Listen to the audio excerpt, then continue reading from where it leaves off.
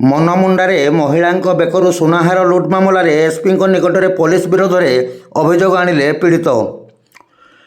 ଗତ ଶୁକ୍ରବାର ଦିନ ମନମୁଣ୍ଡା ବାଇପାସ୍ ନିକଟରେ ସ୍ୱାମୀଙ୍କ ସହ ବାଇକ୍ରେ ଆସୁଥିବା ବେଳେ ଦୁଇଜଣ ଦୁର୍ବୃତ୍ତ ବାଉଁଶୁଣୀ ଥାନା ଜମଘାଟି ଗ୍ରାମର ଜଣେ ମହିଳାଙ୍କ ବେକରୁ ସୁନାହାର ଟାଣି ନେଇ ଚାଲିଯାଉଥିବା ବେଳେ ଧରା ପଡ଼ିଥିଲେ ମଧ୍ୟ ସୁନା ଉଦ୍ଧାର ହୋଇନପାରିବା କାରଣରୁ ମନମୁଣ୍ଡା ପୋଲିସକୁ ଦାୟୀ କରିଛନ୍ତି ପୀଡ଼ିତାଙ୍କ ସ୍ୱାମୀ ଗୋବିନ୍ଦ ମେହେର।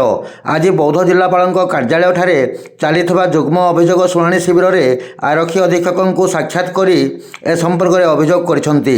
ଲୁଟ୍ ଘଟଣାର 2 ମିନିଟ୍ ମଧ୍ୟରେ ଲୁଟେରା ଧରାପଡ଼ିଥିଲେ ମଧ୍ୟ ସୁନାହାର ନ ମିଳିବା ଓ ହାର ଗୁନ୍ଥା ଯାଇଥିବା ସୂତା ହିଁ କେବଳ ଜବତ ହେବା ମାମଲାରେ ପୋଲିସର ସମ୍ପୃକ୍ତିକୁ ଦାୟୀ କରିବା ସହ ତାର ବିଧିବଦ୍ଧ ତଦନ୍ତ କରି ଦୋଷୀଙ୍କ ବିରୁଦ୍ଧରେ କାର୍ଯ୍ୟାନୁଷ୍ଠାନ ଗ୍ରହଣ ପାଇଁ ସେ ଦାବି କରିଛନ୍ତି।